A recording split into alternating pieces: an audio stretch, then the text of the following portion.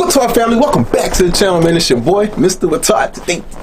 Hey, yo, skirt, man. Check this out, yo. We got a video today. It's called My Convert Story to Islam, man. We're about to get into it now. Remember, this is your first time on the channel. Make sure you go ahead and subscribe and join the Whaatwaa family. We are literally the latest family on YouTube, and that's a fact. And also, before we get started, put a like on this video. Remember, if you got a video you want me to react to, get down in the comment section. Let me know, and I will get to it, man. Let's go ahead and get into this reaction, man. I am an American woman who was born in the midst of America's heartland. I grew up just like any other girl, being fixated with the glamour of life in the big city. Eventually, I moved to Florida and onto South Beach of Miami, a hotspot for those seeking the glamorous life. Naturally, I did what most average Western girls do. I focused on my appearance and appeal, basing my self-worth on how much attention I got from others.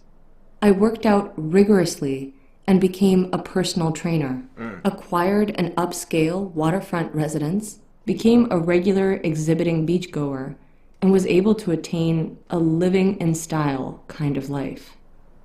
Years went by only to realize that my scale of self-fulfillment and happiness slid down the more I progressed in my feminine appeal.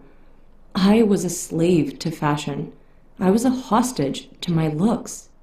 As the gap continued to progressively widen between my self-fulfillment and lifestyle, I sought refuge in escapes from alcohol and parties to meditation, activism, and alternative religions, only to have the little gap widen to what seemed like a valley.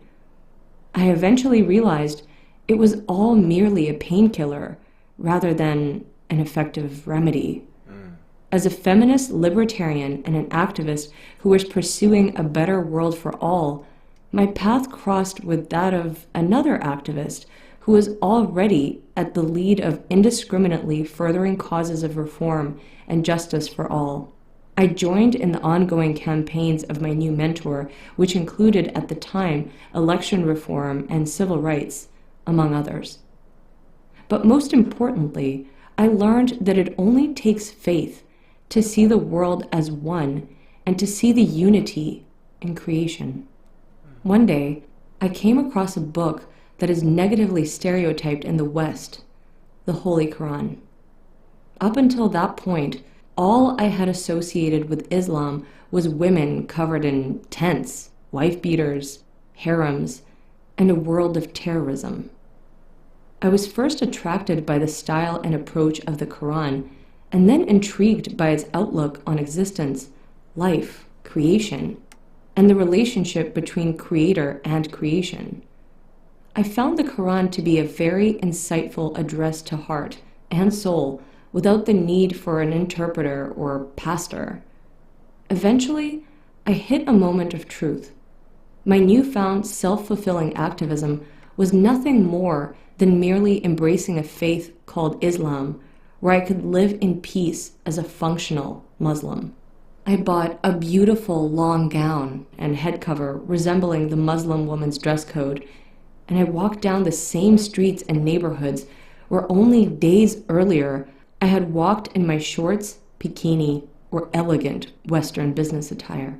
Although the people, the faces, and the shops were all the same, one thing was remarkably distinct: the peace at being a woman I experienced for the very first time. I felt as if the chains had been broken and I was finally free. I was delighted with the new looks of wonder on people's faces in place of the looks of a hunter watching his prey I had once sought. Suddenly, a weight had been lifted off of my shoulders. I no longer spent all my time consumed with shopping, makeup, getting my hair done, and working out. Finally, I was free. Of all places, I found my Islam at the heart of what some call the most scandalous place on earth, which makes it all the more dear and special.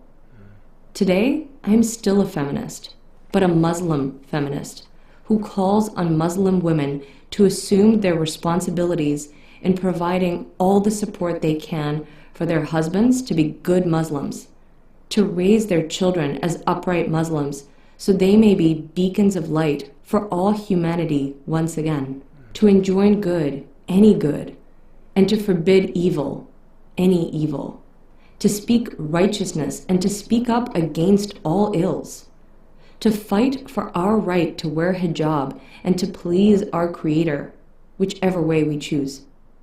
But just as importantly, to carry our experience with hijab to fellow women who may never have had the chance to understand what wearing hijab means to us and why do we so dearly embrace it.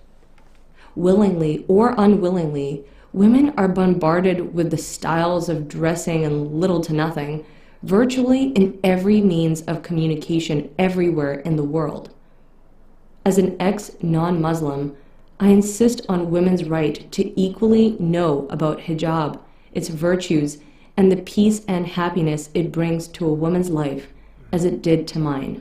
Yesterday, the bikini was the symbol of my liberty, when in actuality, it only liberated me from my spirituality and true value as a respectable human being.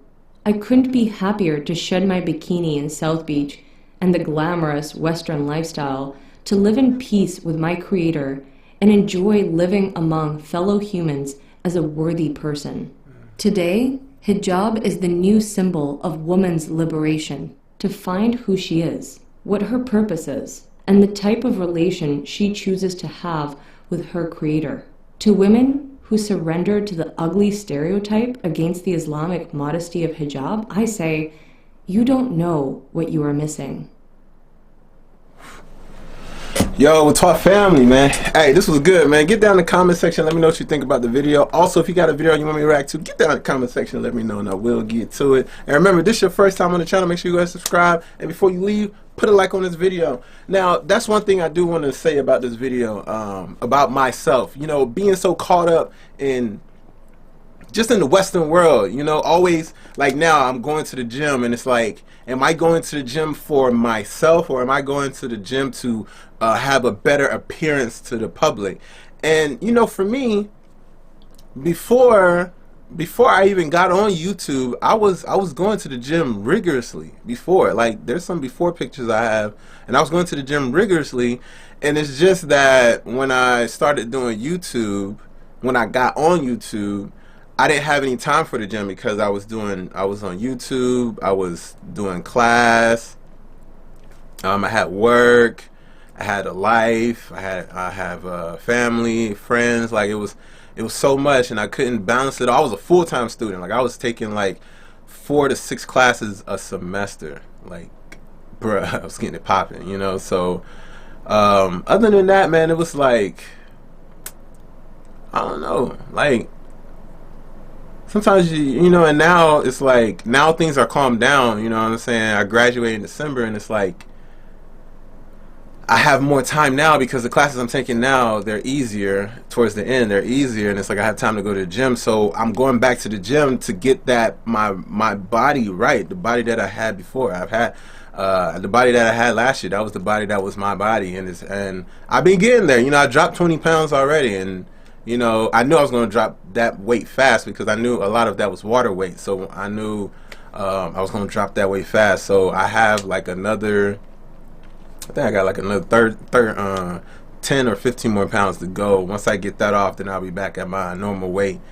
And then, I know I can't stop, because if I stop, then it's going to gain the weight back. But, you know, and sometimes you be sitting like, because you know, when I'm losing the weight now, people will look at me and I'm getting more compliments now, and I'm thinking like, wow, like I'm still the same person, I'm still talking the same, I'm still, you know, thinking the same, but it's because of my outer appearance. I'm becoming slimmer, so it's more appealing. You see what I'm saying? So then it becomes more like a. It becomes more like a you could say an addiction, because it's like, well, let me see if I can get even more smaller and keep going into the gym and keep working out. But is that appealing because you want to get more compliments, or is that what you actually feel mentally that you want to do? Are you comfortable with that? You know.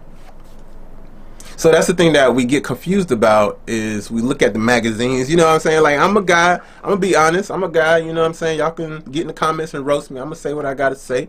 But sometimes we do look at, you know, TV shows, movies, and stuff like that, and you got the guy, he's out there with the guns, you know, the big arms and the six-pack, and, you know, he's cut up, and you might look at him and say, yeah, you know, I wish my body was like that, you know, I wish was cut up like that because he got the girls, or he's getting the most attention. Then sometimes you gotta look at yourself like, but if I became like that, what is that person going through?